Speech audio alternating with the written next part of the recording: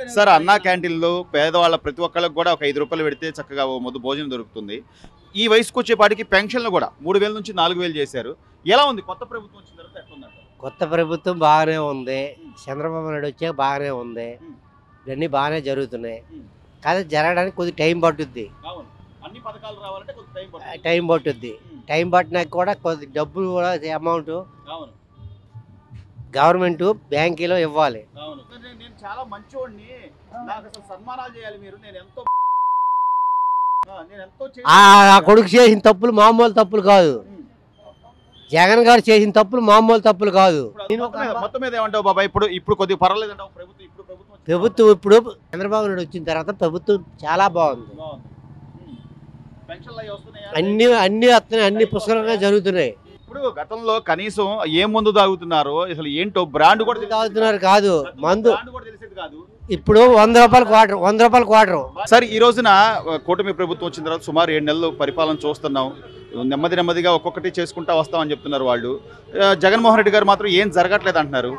Common మెన్గా మీ అభిప్రాయం ఏంటి? ఎలా ఉంది ప్రభుత్వం? బాగానే ఉంది. టయానికి పెన్షన్లు ఇవ్వడం, డేట్ ప్రకారంగా అన్ని బాగా నడుస్తుంది. తర్వాత ఈ జీతభత్యాలు కూడా చాలా టైంకి డేట్ ప్రకారంగా వస్తుంది. అదే గత ప్రభుత్వంలో ఉన్నప్పుడు అయితే సరిగ్గా ఉండేదిగా. పెన్షన్లు 1వ తారీఖు, 10వ తారీఖు, జీతాలు కూడా 11కు 12కు వేసేవాళ్ళు. ఇప్పుడు మాత్రం ఇప్పుడు వాలంటీర్లు కానీ ఏదైనా వాళ్ళకు కూడా బాధ్యతలు బాగా చేపడుతున్నారు ప్రభుత్వం. మీరు అన్నట్టు సార్ ఈ రోజున ప్రభుత్వ ఉద్యోగులకు జీతాలు కరెక్ట్ టైంకి వస్తున్నాయి, పెన్షన్లు టైంకి ఇస్తున్నారు. మరోవైపు రోడ్లు అవన్నీ కూడా డెవలప్మెంట్ చేసుకుంటూ వస్తున్నారు. ఒకవైపు అమరావతిలో డెవలప్మెంట్ జరుగుతుంది. పేదవాళ్ళ కోసం మళ్ళీ అన్నా క్యాంటీన్లు తీసుకొచ్చారు. ఇవన్నీ కళ్ళ ముందు కనపడుతున్నా కూడా విధ్వంసం జరుగుతుంది, అసలు అరాచకం చేస్తున్నారని జగన్మోహన్ రెడ్డి గారు వాళ్ళ బ్యాచ్ అంటున్నారు. కాదండి, అదే ఇప్పుడు ప్రభుత్వం చురుగ్గా సాగుతున్నప్పుడు వాళ్ళు ఏదో వంక పెట్టి ఏదో ఒకటి తిట్టాలి కదా. వాళ్ళు ప్రభుత్వం ఏదో వంక చూపించి తిడుతూ ఉంటారు. కానీ ప్రభుత్వం అలా ముందుకు నడుస్తుంది అంటే ఇప్పుడు 2 మంత్రులు, పవన్ కళ్యాణ్ ఏమో డిప్యూటీ సీఎం, అతను ఒకసారి ఛాన్స్ ఇస్తే ఛాన్స్ ఇవ్వలేదు, రెండోసారి ఛాన్స్ ఇస్తే వినియోగించుకుంటున్నాడు. చాలా పర్ఫెక్ట్ చేస్తున్నాయి. ఇప్పుడు 10 సంవత్సరాలు ఇంకా 10 సంవత్సరాలు అతను ఉండాలి అంటే ఇలాంటి చురుగ్గా పనులు చేస్తారు. ప్రజలు ఒకసారే చూస్తారు ఎవరికైనా ఛాన్స్. ఏమి జగన్మోహన్ రెడ్డి వల్ల ఏమి జరగలేదు. ఇదిగో అంటూనే మధ్యలో రోడ్లు వేయడం చాలా ఇది.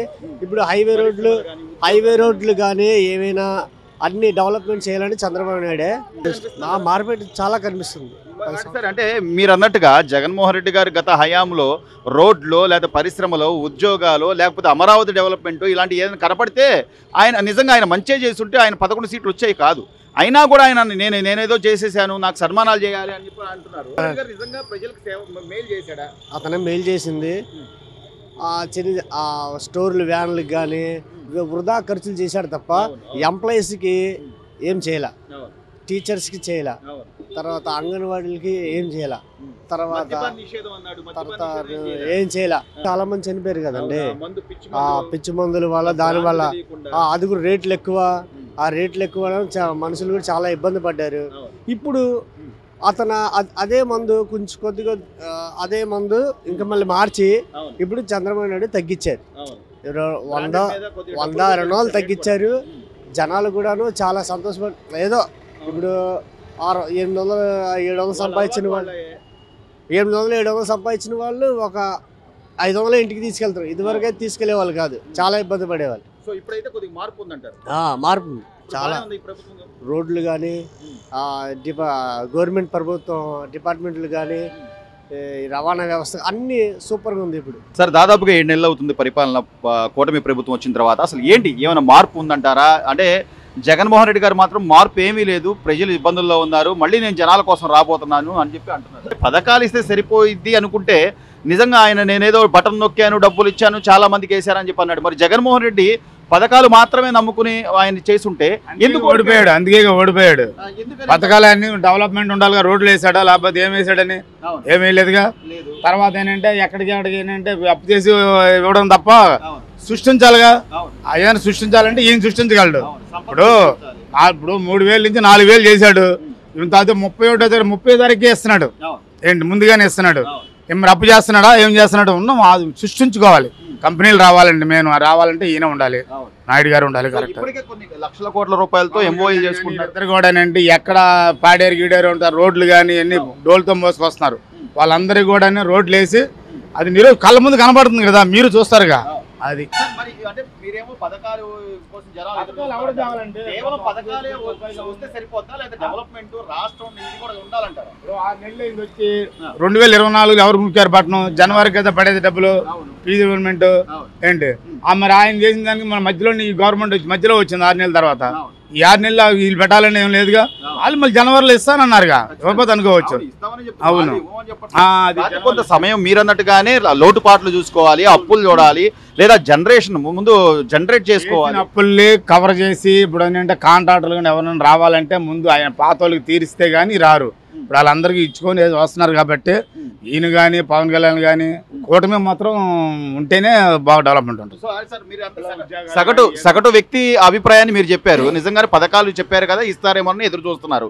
సెక్రటేరియట్ కూడా తాకట్టు పెట్టాం, అవును మా ఇష్టం మేము పెట్టుకుంటామని చెప్పి అన్న పరిస్థితులు కదా. ఏంటి మన లాస్ట్ మన పొలాలు కూడా మన ఇల్లు కూడా అయ్యే పెట్టుకున్నాడుగా, మరి అక్కడే పోయింది. ఏది యాక్ట్ అది పెట్టి ఏమైంది లాస్ట్కి? అది కూడా ఏంటంటే మన ఆస్తి కూడా ఈయన తాకట్టు పెట్టేసుకుంటాడని చెప్పి ఆలోచనలో పడ్డారు. అది బాగా ఎఫెక్ట్ పడింది. మొత్తం మీద అయితే కేవలం పథకాలు మాత్రమే కాదు, అభివృద్ధి, సంపద సృష్టి, ఉద్యోగాలు కావాలండి. చదువుకున్న పిల్లలు చదువుకొని చాలా మంది ఉన్నారు. వాళ్ళు ఇంజనీర్ కానీ ఏదైనా చదివి బయటకు వచ్చిన తర్వాత వాళ్ళు ఖాళీగా తిరగకూడదు. తిరగకుండా ఉండాలంటే ముందు ఏంటంటే ఏదో కంపెనీలు ఉంటే ఉద్యోగాలు పోతారు. అది ఏం చేస్తారు చెప్పండి. అది ఈ రోజున కేంద్ర ప్రభుత్వం నుంచి తీసుకొస్తున్న నిధుల అంశం కానివ్వండి, లేకపోతే కొత్తగా వస్తున్న పరిశ్రమల గురించి కానివ్వండి, ఎప్పటికప్పుడు ప్రెస్ మీట్లు పెట్టి చంద్రబాబు నాయుడు గారు చెప్తున్నారు జనాలకి ఇదండి పరిస్థితి, ఇదండి అని. అట్లా గత ప్రభుత్వంలో జగన్మోహన్ రెడ్డి గారు ఏనాడైనా చెప్పిన వివరించిన పరిస్థితి లేదు. మరి అయినా నేనే మంచి చేశాను అంతే, అదే అంటారు. కదా ఆయన. ఇప్పుడు చెడని నేను చెప్పుకోం కదా, చెడని నేను చెప్పుకుంటానా, అలాగే ఎవరు చెప్పరు. అంతే, మంచోడని చెప్పుకోవాలి. మార్పు కానీ అన్ని కానీ మొత్తం ఏదైనా సరే. ఇప్పుడు కరెంటుది ఉంది, కరెంటు మరి ఆల్రెడీగా వాళ్ళు పెట్టిన బిల్లు అది. ఇప్పుడు ఆ బిల్లు వీళ్ళు చేశారు అంటే 6 నెలలుగా పిల్ల పుట్టేస్తుంది ఎక్కడన్నా. అది 9 నెలలు నింతే కానీ ఏదైనా అది. ఇప్పుడు మనం కూడా ఆలోచించాలి. ఇవాళ ప్రదేశంలో రాజధాని లేని రాష్ట్రంగా ఉన్నది కాబట్టి దాన్ని ఏం చేయాలంటే ముందు రాజధాని లేదు, ఏం చెప్పుకుంటాం మనం పక్క రాష్ట్రాలకు వెళ్ళి? ఏం చెప్పుకుంటాం? ఏమి లేదు. కొన్ని ఏదైనా కట్టాలిగా, ఏది కట్టలేదు కదా. అది అన్న, చంద్రబాబు గారు వచ్చాక పరిపాలన ఎలా ఉంది అంటే కొద్దిగా మార్పు ఏమైనా కనిపిస్తుందా? మార్పు కొద్దిగా కనిపిస్తుంది మరి, ఎందుకంటే గ్యాస్ బండ్లు కొంతమందికి పడుతున్నాయి, పెద్ద పెన్షన్ వస్తాయి, టైంకి వస్తుంది, 1వ తారీఖు వచ్చేస్తుంది.